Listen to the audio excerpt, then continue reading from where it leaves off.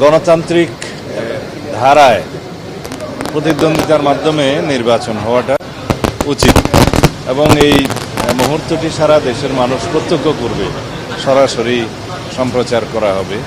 তা আশা করি দেশের মানুষ প্রত্যাশিত গণতান্ত্রিক চর্চা দেখতে পাবে এবং এর মধ্য দিয়ে আমাদের গণতন্ত্রের আবার নতুনভাবে সূচনা হবে। মাননীয় স্বরাষ্ট্রমন্ত্রী বিরোধী দলের পক্ষ থেকে তারা অভিযোগ করেছেন যে 70 অনুচ্ছেদের কারণে এখানে 35 বছর পরে সাংবিধানিক মতে রাষ্ট্রপতি নির্বাচন হতে যাচ্ছে।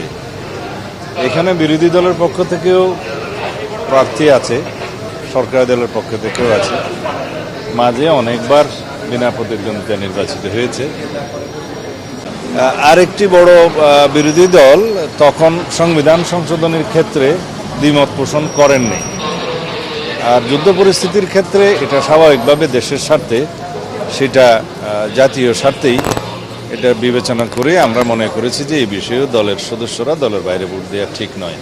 তো এইভাবে আমরা জুলাই জাতীয় সনদে যেভাবে এগ্রিড হয়েছি ওইভাবে যদি 70 অনুচ্ছেদ সংশোধিত হয়ে যায় এবং তার পরবর্তীতে যখন রাষ্ট্রপতি নির্বাচন হবে তখন সেই 70 অনুচ্ছেদ অনুসারে হবে। কিন্তু এখন তো সংবিধান সংশোধন হয়নি, সুতরাং আমাদের এক্সিস্টিং বিধান মতে, বিদ্যমান সংবিধানে যা আছে সেই মতেই এই ভোটটা হবে এবং এইখানে সংসদ সদস্যরা যে যে দলের পক্ষ থেকে নির্বাচিত হয়েছে মার্কা নিয়ে তারা সেই দলের অনুসারে, সিদ্ধান্ত অনুসারে ভোট। ভবিষ্যতে যে সংবিধানের সংশোধনী আসবে, 70 ধারাতেও পরিবর্তন আসবে, সেটা জুলাই জাতীয় সনদে রাজনৈতিক সমঝোতা হয়েছে। এখানে 4টি বিষয়ে উল্লেখিত আছে, তার মধ্যে 2টি বিষয়ে সব দল মোটামুটি একমত। একটা হচ্ছে অর্থ বিল, আর একটা হচ্ছে